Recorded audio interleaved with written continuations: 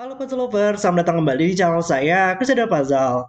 Melanjutkan seri Sudoku pemula, Sudoku beginner friendly, atau sangat cocok buat kalian yang masih baru di dunia Sudoku. Dan tema di minggu ini adalah Outside Clues, petunjuk-petunjuk yang muncul di luar grid ini, yang nantinya akan memberikan informasi bagaimana caranya kita menempatkan angka-angka yang ada di luar grid ini.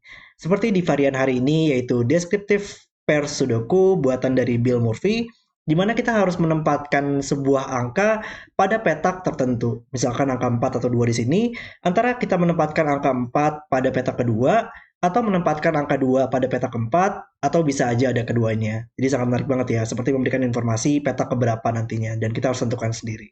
Oke, mari kita langsung saja lihat peraturannya, dan seperti biasa, kalau kalian ingin bermain puzzle juga, link puzzle hari ini ada di deskripsi video di bawah.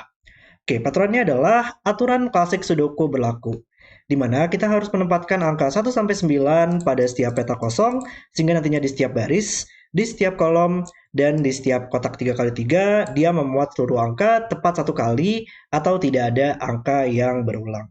Kemudian untuk peraturan dari descriptive pairs, untuk setiap petunjuk pasangan angka X dan Y di luar grid, akan ada angka X pada petak ke Y dari arah petunjuk, atau akan ada angka Y pada petak ke X dari arah petunjuk, atau akan ada keduanya.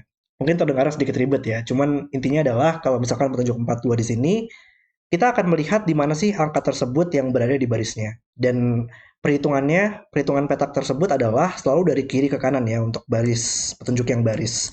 Jadi ini petak ke-1, petak kedua, petak ketiga, petak keempat, dan seterusnya. Petak kelima, petak keenam, dan untuk yang kolom akan selalu melihatnya dari atas ke bawah. Petak ke-1, petak kedua, petak ketiga, petak keempat, petak kelima, dan seterusnya. Dan misalkan petunjuk 4 dan 2 di sini, antara kita memiliki angka 4 pada petak kedua, jadi ini adalah petak kedua, dan kita harus menempatkan angka 4, atau kebalikannya, kita menempatkan angka 2 pada petak keempat, atau kita bisa aja menempatkan keduanya.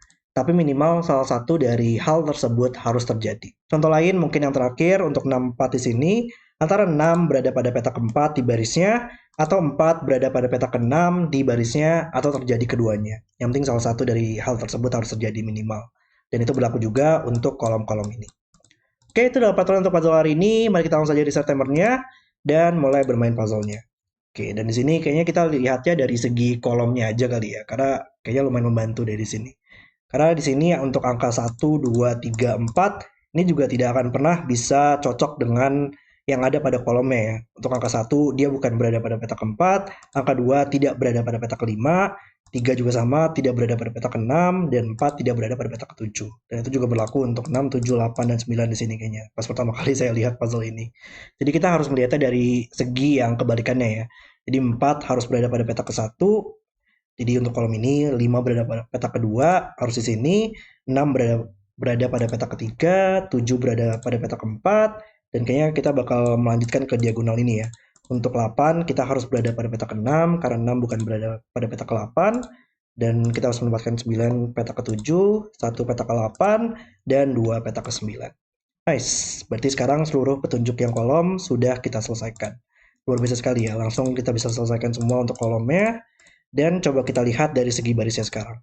Ya, sekarang malah dengan adanya penempatan angka kita langsung bisa kita selesaikan ya, karena mungkin tidak berlaku untuk yang 4 petak di bawah ini ya. Cuman 467, 4567 di sini dia bukan merupakan angka yang 4567 kita.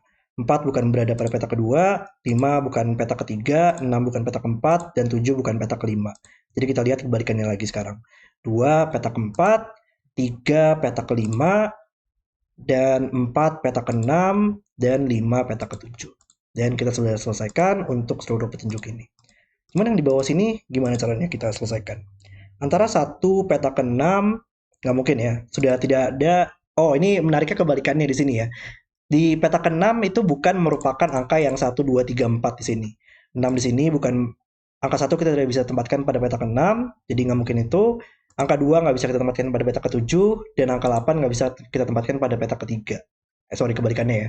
1 nggak bisa ke-6, 2 nggak bisa petak ke-7, 3 nggak bisa ke-8, dan 4 nggak bisa di petak ke-9. Maka harus kebalikan dari itu. Oke, berarti kita menempatkan 6 petak ke-1, 7 petak kedua, 8 petak ketiga, dan 9 petak keempat. Wow, dan langsung selesai untuk seluruh petunjuknya. Luar biasa sekali sih, sangat membantu sekali untuk petunjuk yang telah kita tempatkan, membantu kita dalam menyelesaikan petunjuk yang ada di barisnya. Puzzle yang dibuat dengan sangat luar biasa sekali oleh Bill Murphy di sini. Dan sekarang kita tinggal fokus untuk selesaikan sudokunya saja. Oke, cuman di mana ya untuk mulainya? Di box ini kita masih butuh angka 1, 2, 3, 9 yang belum. Ini bukan 3 di kolomnya, dan ini bukan 2 di barisnya. Oke, ini juga bukan 9 ya. Cuman kayaknya sisanya masih belum bisa kita selesaikan. Jadi mungkin bukan di situ. Mungkin untuk angka 8, 8 cukup menarik ya. Di box ini dia hanya bisa satu tempat, sekarang nggak ada cara lain. 8 hanya bisa ditempatkan di sini sekarang untuk sudoku. Dan 8 di box ini juga sama, di kolom ini nggak bisa, di baris ini nggak bisa, makanya bisa satu tempat. Dan tinggal satu tempat lagi untuk angka 8 yang belum kita tempatkan, yaitu di sini. Angka 8 selesai, 7 mungkin sekarang. 7, ya 7 bisa kita tempatkan di box ini. 7 di box ini. 7 di box ini. Dan 7 masih sama, di box ini bisa kita tempatkan. Dan 7 terakhir bisa kita tempatkan di sini. Dan kalau nge-scanning klasik tuh saya memang lebih enak ya untuk nge-scanningnya satu-satu gitu, melihat angkanya satu-satu. Karena lumayan membantu juga di situ. 9, 9 bisa kita tempatkan ya, di box ini hanya ada satu tempat lagi yang tersisa. 9 di box ini juga sama, nggak mungkin di baris ini atau di kolom ini. Makanya bisa di sini sekarang. Dan 9 di kolom ini juga lumayan menarik ya. 9 atau enggak di box ini aja deh. 9 nggak mungkin di sini lagi oleh sudoku, dan nggak mungkin di sini juga oleh sudoku. Hanya bisa di sini dan melihat ke box ini sekarang. Maka 9 hanya bisa di dua tempat ya di box ini. Oke, 9 di box ini hanya bisa di dua tempat sekarang. Di box ini juga sama, dua tempat. Dan di mana angka 9 yang terjadi di baris ini.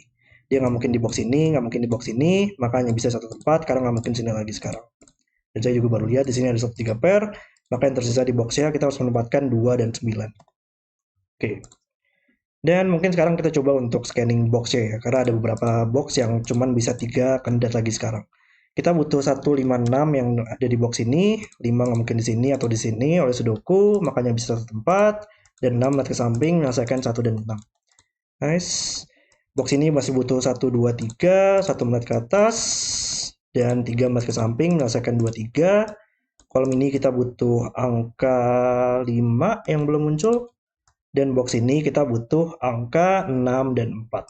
Yap, 6, 4 selesai di sini. 6 lihat ke samping, di box ini hanya bisa satu tempat. Dan 3 dan 5 bisa kita selesaikan dengan adanya 5 di sini. Nice. Baris ini kita butuh 3 dan 6. Bisa kita selesaikan juga, 3 dan 6. Baris ini 1 dan 4. Yap, ada 4 di bawah, 1, 4. Kolom ini kita butuh angka 2. Dan 2 melihat ke samping, menyelesaikan 2, 9. Dan ini bukan 9 lagi, maka 9 hanya bisa di sini sekarang. Oke, kita coba lihat box ini dulu. Tadi 2 dan 5 yang belum. Ini kita butuh 1, 4, 6. Yap, 4 melihat ke bawah, dan 6 melihat ke samping, menyelesaikan 1 dan 6. Baris ini kita butuh angka 3. Baris ini kita belum menempatkan angka 4. Dan di box ini kita masih butuh 1 dan 5. Oke. Coba kita lihat dari box ini dulu ya, jangan menyelesaikan 1 dan 3 di sini nantinya kayaknya. 1, 2, dan 4 dengan posisi seperti ini, 2, 4, 1, dan 1 melihat ke atas menyelesaikan 1 dan 3, dan yang terakhir adalah 3, 5, dan 6. Dan yang ada solusi ya. Dan puzzle selesai. Oke, itu adalah video selesai untuk deskriptif pair sudoku. Ya memang ada beberapa sudoku sih yang tidak ada solution check-nya ya untuk di link yang telah disediakan. Biasanya pada puzzle-puzzle yang lumayan lama itu waktu penerbitannya. Tapi biasanya di akhir saya tambahkan sendiri untuk solution saya, jadi kalian bisa bermain link yang sudah ada solution check-nya pas saya publish untuk videonya. Dan ini puzzle yang sangat lumayan menarik banget ya untuk deskriptif pair sudoku.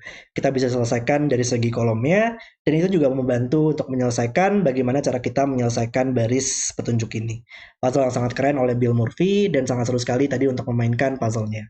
Oke, terima kasih sudah menonton video hari ini. Kalau kalian suka dengan videonya, jangan lupa like dan subscribe. Dan sampai jumpa di video berikutnya.